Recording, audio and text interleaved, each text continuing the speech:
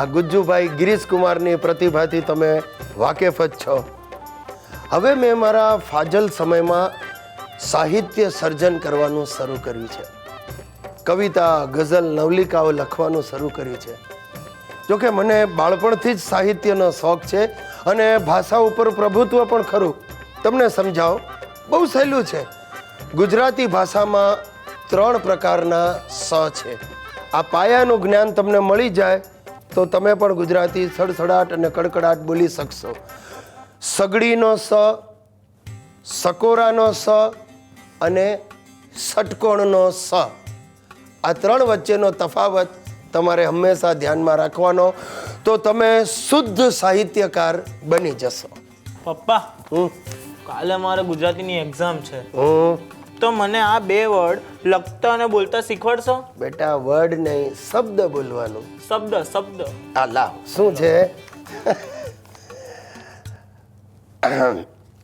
મહાવિનિષ્ક્રમણ, બરાબર છે? આ વર્ડ સમજી ગયો, આ શબ્દ. અને આ બીજો છે અસ્વસ્થતામાં. હા, બરાબર, ચાલો બસ. પણ એનો અર્થ તો સમજાવો. ભાઈ જો, બહુ સહેલું છે બેટા. આ જો, આ જે શબ્દ છે ને મહાભિનિષ્ક્રમણ, એ જોડાક્ષર છે. મહાભિની એટલે શું? અત્યંત ભીની, બહુ ભીની. વત્તા સંક્રમણ એટલે સંક્રમણ. ખ્યાલ આવી ગયો તને? અને આ છે અસ્વસ્થતામાં. એટલે શું અસ્વસ્થ? એનો અર્થ જ એ શબ્દમાં છુપાયેલો છે બેટા. જો છૂટું પાડ. અસ્વસ્થ થામાં એટલે ન થા. અને બીજો અર્થ છે અસ્વસ્થ થામાં, એટલે માને ઉદ્દેશીને પણ આ વાપરી શકાય. ખ્યાલ આવી ગયો બેટા? થેન્ક યુ પપ્પા. સરસ. હવે હું ગુજરાતીમાં પાસ થઈ જઈશ. પણ પપ્પા, મને ઇંગ્લિશમાં ચેકોસ્લોવાકિયાનો સ્પેલિંગ શીખવાડો ને. એટલે નવું કાઢે તું બધું. ચેકોસ. જો બેટા, હું છે ને ગુજરાતી ધરતીનો ગુજરાતી સાહિત્યકાર છું.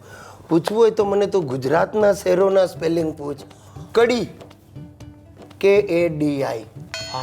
વાવ, VAV. પણ પપ્પા, શંખેશ્વરનો સ્પેલિંગ શું થાય? શંખેશ. જો બેટા, શંખેશ્વર આપણું ધાર્મિક સ્થળ છે. એને અંગ્રેજીમાં લખાય જ નહીં. સમજી ગયો? પાપ લાગે બેટા. હા, ચાલ. હવે મને એમ કહેજો, મેં તને ગઈકાલે મારી કવિતાની લખેલી ચોપડીઓ તારા સાહેબને વંચાવવા આપેલી, તે એમને વંચાવી? હા, વંચાવેલી ને. સરસ. એ વાંચીને અમારા સાહેબ બેભાન થઈ ગયેલા.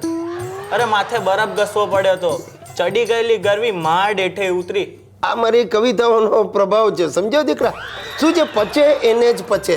શું છે? આ PTC ભણેલા શિક્ષકોને ના પચે. પપ્પા, રહેવા દો ને લાયરી. તમારી કવિતાઓ મમ્મીએ બકરીને ખવડાવી દીધી હતી, તો બિચારી બકરીએ મેં બોલવાનું છોડી દીધું. મારી ઉચ્ચ કવિતાઓ તારી તુચ્છ માએ બકરીને ખવડાવી? એ તો બકરીને કવિતા નથી ખાવી, પણ મમ્મીએ કવિતાના કાગળ પર રોટલી મૂકી એટલે સ્કીમમાં કવિતા ખાઈ ગઈ. નીકળ, બહાર નીકળ. જોયું સાહેબ? એક સાહિત્યકારની દુર્દશા જોઈ તમે? સાહેબ, હું 26 વર્ષનો થયો ને ત્યારે મેં મારા બાપાને હિંમત કરીને કહ્યું, બાપા હવે તો મારા લગ્ન કરાવો. હવે હું 26નો થયો. મારા બાપા મને કહે, નહીં ગિરીશિયા, હજી તું અણસમજુ છે, સમજણો થા પછી તારા લગ્ન કરશો. અરે પણ મેં કહ્યું, હું સમજણો ક્યારે થઈશ? તો મારા બાપા મને કહે, જે દી તને સમજાશે કે લગ્ન એ મજા નહીં પણ સજા છે, એ દિવસે તારામાં અક્કલ આવી કહેવાશે.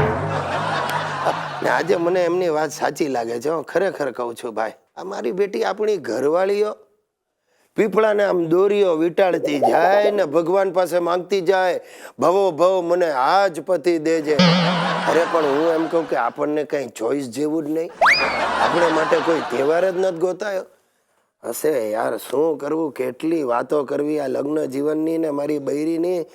અરે એટલા પુરાણ છે ને. હમણાં તમે નહીં માનો, આ પુરાણ પરથી મને યાદ આવ્યું.